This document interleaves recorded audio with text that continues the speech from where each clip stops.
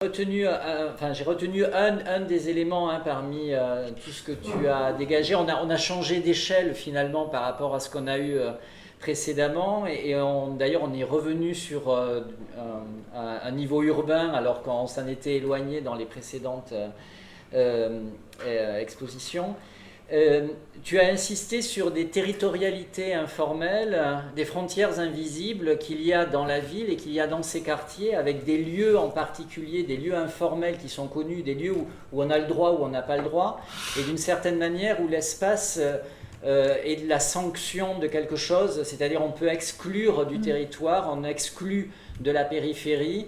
Ce qui est assez intéressant, c'est quand le centre-périphérie est renversé, puisque tu prends d'une certaine manière le regard de la périphérie, mais même de l'acteur et du pouvoir périphérique, qui va exclure le déviant, qui lui va aller au centre, où on va se retrouver dans des marges centrales, interstitielles du centre.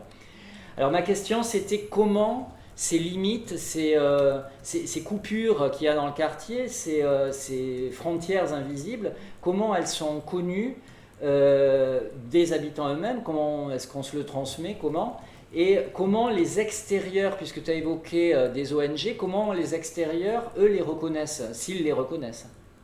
Ces limites informelles, elles sont en fait anciennes.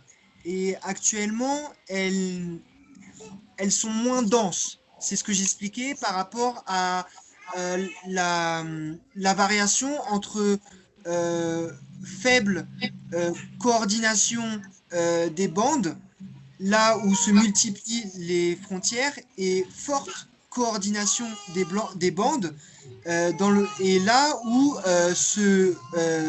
où diminuent ces frontières.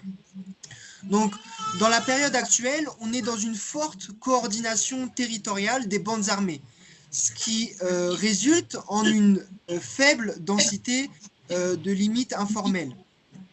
Donc, ces limites, elles, elles ne sont pas stables, elles ne sont pas figées, elles sont mouvantes et elles ne sont pas une ligne précise où elles correspondent en fait à un espace flou, à un espace de transition, à un espace frontière entre deux territorialités informelles et elles s'identifient par rapport à des repères urbains, des référents urbains tels que tel terrain de foot, tel, tel commerce, telle infrastructure de la ville, des pouvoirs publics, donc par des référents urbains en fait. Et alors, elles existent en fait dans la mémoire collective des habitants, de par leur histoire personnelle et collective et leur vécu en fait, leur pratique du territoire, dans la mesure où ces personnes ont été impactées par les restrictions de déplacement dans le temps et dans l'espace. Donc ça veut dire des restrictions pour interdiction d'aller au-delà de tel point, interdiction de se déplacer après telle heure, par exemple à partir de 20 heures dans la nuit, où donc elles ont été affectées par ces règles, par ces limites, et c'est comme ça qu'elles s'en rappellent. Aujourd'hui, les acteurs extérieurs, pour accéder à cette connaissance du territoire, euh, eh bien, en échangeant, en interagissant avec les habitants qui ont leur savoir. Après, les acteurs type ONG, moi, dans ma zone d'études, ces acteurs-là sont très peu présents. Donc, c'est difficile de me prononcer sur ces acteurs-là. Merci. Moi, j'ai une question. Donc, il y a ces territoires qui sont informels et tu parlais en fait de la projection de ces habitants, mais qui se fait dans la génération suivante. Donc, en termes de temps, en fait. est-ce qu'il y a des cas où on se projette aussi dans un espace autre, peut-être vers un espace plus formel, voire un espace formel? Je répondrai sous la forme d'hypothèses, de pistes, parce que c'est un travail en cours. Mais disons, ce que je remarque, déjà, c'est le caractère ségrégué de la ville de Medellín et sa forte, il- on dit souvent de Medellín qu'elle comporte plusieurs villes à l'intérieur de la même ville, plusieurs mondes à l'intérieur du même monde. Il y a j'ai rencontré très peu d'habitants et d'habitantes qui se projettent dans d'autres parties de la ville, tout simplement parce que elles ont lutté, elles ont été l'accès même à un espace de vie, d'habitat, a été une épreuve toute leur vie, a été une lutte toute leur vie, a été une succession en fait de ruptures, de traumas, de déracinement, ce qui fait qu'aujourd'hui, dans leur quartier, elles y sont ancrées, elles y sont installées, et même s'il y a des aspirations à une vie meilleure, il y a une sorte d'enfermement, de barrières symboliques en fait pour se sortir de leurs conditions actuelles, je dirais. Et pour continuer sur ce sujet, est-ce que ces personnes, du coup, se déplacent physiquement dans d'autres espaces que, entre guillemets, les leurs, pour se promener? Est-ce qu'il y a des formes d'appropriation d'espaces autres? Oui, bien sûr. Alors, les quartiers marginaux où je suis situé, ils sont en relation constante avec d'une part le centre et d'autre part ce qu'on appelle ici El Moro, qui est en fait la montagne qui est non urbanisée, qui continue en hauteur au-delà du quartier. Donc, ces habitants et ces habitantes, elles pratiquent, elles travaillent, elles ont des activités de loisirs dans les espaces centraux de la ville, dans la ville officielle, formelle, et également dans les espaces plus ruraux qui sont au-delà du quartier, des quartiers où j'étudie. D'accord. Peut-être moi, je me demandais, est-ce que ces quartiers là où tu travailles, enfin, ce type de quartier, donc de territoire informel, est-ce qu'il y a quand même un processus de tentative de légalisation de la part, est-ce qu'il y a une distritalisation comme on fait au Pérou, progressive de ces quartiers-là à Medellín, où il reste toujours informel? Est-ce que petit à petit ce type de quartier est intégré dans la ville, parce que voilà, à Lima on parle de distritalisation, donc petit à petit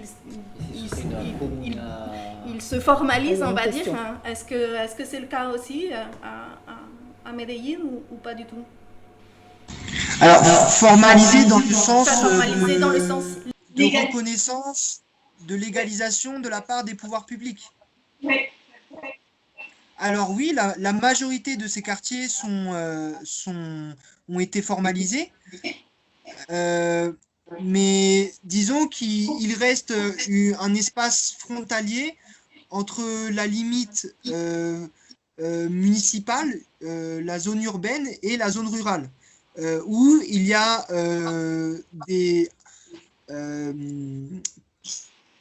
un quartier entier et un pan de quartier dans la zone d'études et dans d'autres zones de Medellín, également d'autres quartiers qui ne sont pas reconnus officiellement et qui appartiennent en fait officiellement à la zone rurale. Seulement, en fait, la formalisation foncière elle est aussi passée par la gestion des acteurs criminels. Dans la mesure où, par exemple, dans le quartier où je suis établi, de nombreux habitants, en fait, n'ont pas de titre de propriété. Et ceux qui ont des titres de propriété, c'est parce qu'ils sont passés par l'intermédiaire d'un acteur criminel local qui lui, fait tirer des ficelles dans les institutions des pouvoirs publics pour obtenir un titre foncier de propriété. Ces habitats, ils sont les habitants, ils payent l'impôt foncier tout en n'ayant pas de titre de propriété. Dans le quartier où j'habite, en tout cas. Ensuite, en fait, la formalisation des quartiers, elle n'est pas contradictoire ou opposée à la gestion et au contrôle territorial informel des quartiers. Ce ne sont pas deux processus opposés ou contradictoires. Ils peuvent largement cohabiter, en fait. D'accord, merci, ouais, c'est très intéressant. Il y a une question. Peux-tu revenir rapidement sur ce que tu disais concernant la place, les formes, le poids respectifs et les espaces où agissent les forces légales, étatiques ou autres, par rapport aux pouvoirs informels? Alors, disons que depuis l'expansion urbaine de la ville, les pouvoirs légaux, les forces légales ont été très peu présentes dans les quartiers périphériques, dans les quartiers autoconstruits. C'est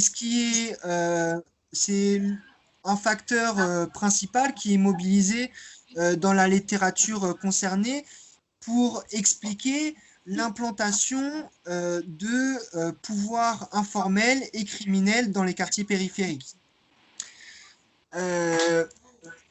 Il y a un auteur que j'ai oublié le nom, je crois que c'est Müller, je pourrais donner la référence si besoin. Moi, il me semble qu'en fait, des acteurs, des groupes armés non étatiques ont été le subsidiaire, le bras armé des institutions officielles dans leurs objectifs de mise en ordre, de sécurité des espaces urbains. Et cela, ça a été particulièrement visible en 2002, ou c'était 2003, avec les opérations Orion et Mariscal, où ça a été un cas documenté de collaboration et d'organisation coordonnée entre groupes paramilitaires et forces publiques. Les groupes paramilitaires, ils ont été particulièrement en fait formés par des narcotrafiquants, des propriétaires terriens et ont collaboré avec les forces armées publiques.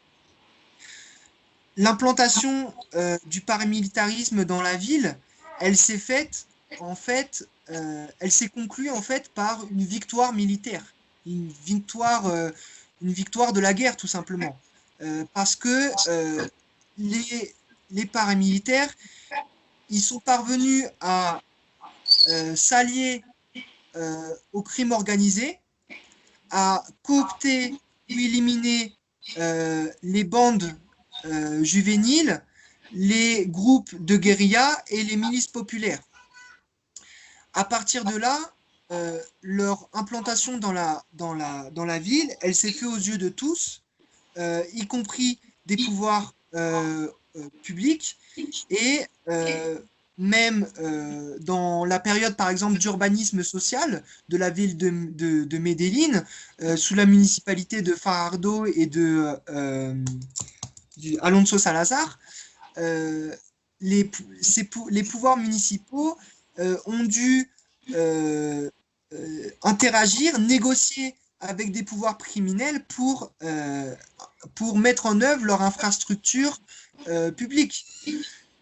Donc, je pourrais également parler de la police, où, alors, la police, elle est considérée, elle est vue comme un associé, une force suppléante des pouvoirs criminels implantés dans la ville, de la part des habitants des quartiers périphériques étudiés.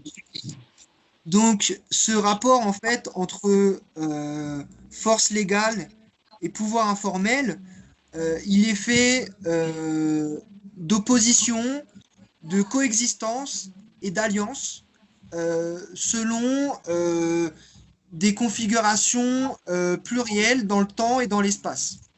Merci, on va arrêter là parce que Voilà. l'heure tourne. Il est bientôt 15, oui. Oui, donc le mot de la conclusion. Ben, Bon, merci Victor, en tout merci cas. beaucoup. Nous allons conclure la journée. Merci beaucoup donc de Anne qui avait posé la question. Alors que dire, une journée riche.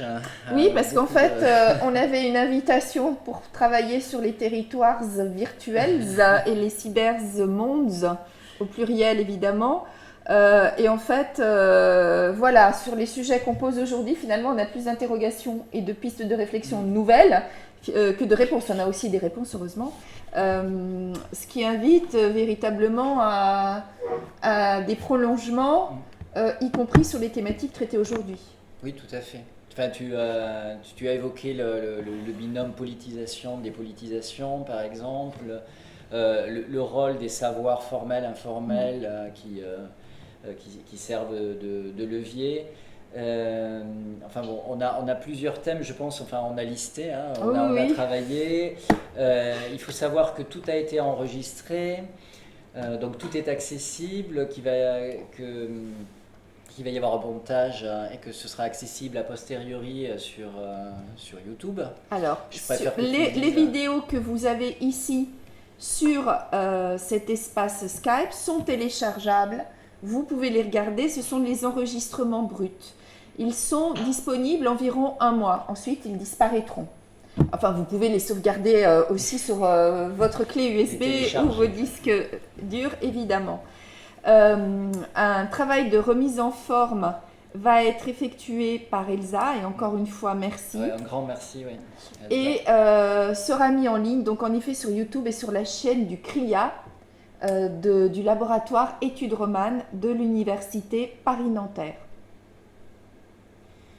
Donc ça sera le matériau de base. Et puis nous, on s'engage effectivement à voir d'une part comment on va valoriser la journée en termes de publication. Donc on a commencé à prospecter, mais bon, pour l'instant rien n'est défini, mais on a commencé à regarder, Pour la à publication. chercher, sachant que il y a une petite difficulté qui est en même temps une force, c'est que la perspective elle est pluridisciplinaire, donc idéalement une revue effectivement qui accepte aussi bien des historiens, des études culturelles, des géographes.